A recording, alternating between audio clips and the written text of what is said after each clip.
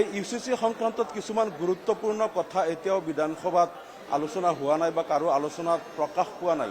প্ৰথম কথা হ'ল আমি ইউচিচি আইনখন চালি জাৰি চালোঁ যে ইয়াত কিছুমান অপ্ৰয়োজনীয়ভাৱে কিছুমান দফা সংযোজন কৰা হৈছে আৰু ইতিমধ্যে বাল্য বিবাহ প্ৰতিৰোধী আইন, বহুবিবাহ নিয়ন্ত্ৰণ আইন বা অন্য কিছুমান আইন অসমত ইতিমধ্যে প্ৰচলিত হৈ আছে। এই ক্ষেত্ৰত আমি ভাবোঁ যে এই কথাবিলাক ইউচিচি আনাৰ প্ৰয়োজন নাছিল।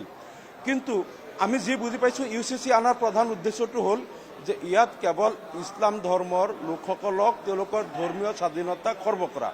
কাৰণ ইউচিচিত যিবিলাক কথা আহিছে, বিবাহ, তালাক বা উত্তৰাধিকাৰ সূত্ৰে পোৱা ৱাৰিছ, মিৰাজ সম্পত্তি বা উইল কৰাৰ এই কথাবিলাক ইছলাম ধৰ্ম কিন্তু অন্য ধৰ্মৰ নিচিনা এটা পৰম্পৰাগত ধৰ্মই নহয়।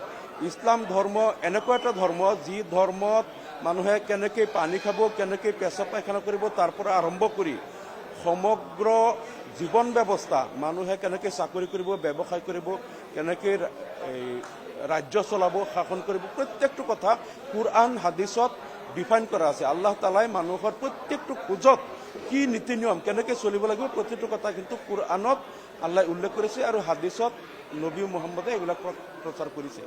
এই কথাবিলাক ইছলাম ধৰ্মৰ মানুহবিলাকে কিন্তু তেওঁলোকে জীৱন ধাৰণ কৰে আল্লাহৰ নিৰ্দেশ মতে। আৰু ইছলাম ধৰ্মত এইবিলাক পৰম্পৰাগত কথা নহয়, শাস্ত্ৰত আছে, কুৰআন হাদিছত আছে। গতিকে আজি ইয়াত যিটো ইউচিচি অনা হৈছে এইটো আমি দেখা পাইছোঁ যে ইয়াত ট্ৰাইবেলসকলক এক্সক্লুড কৰা হৈছে, যে কেৱল মুছলমানক ইয়াত টাৰ্গেট কৰা হৈছে। আৰু এটা উদাহৰণ আপোনালোকক দিওঁ যে আজি মুছলমানসকল যদি কোনো মুছলমান ব্যক্তিৰ মৃত্যু হয় তেনেহ'লে তেওঁৰ যিটো সম্পত্তি, এই সম্পত্তিৰ পৰা তেওঁৰ মাতৃয়ে কিমান পাব, যদি ল'ৰা ছোৱালী নাথাকে তেনেহ'লে তেওঁৰ পত্নীয়ে কিমান পাব, ল'ৰা ছোৱালী থাকিলে তেওঁৰ পত্নীয়ে কিমান পাব, ল'ৰাই কিমান পাব, ছোৱালীয়ে কিমান পাব, প্ৰত্যেকটো কথা কিন্তু কুৰআন শৰীফত আল্লাই এইটো স্পষ্ট কৰি দিছে যে এইটো হিচাপত তেওঁৰ সম্পত্তিৰ বণ্টন হ'ব লাগিব।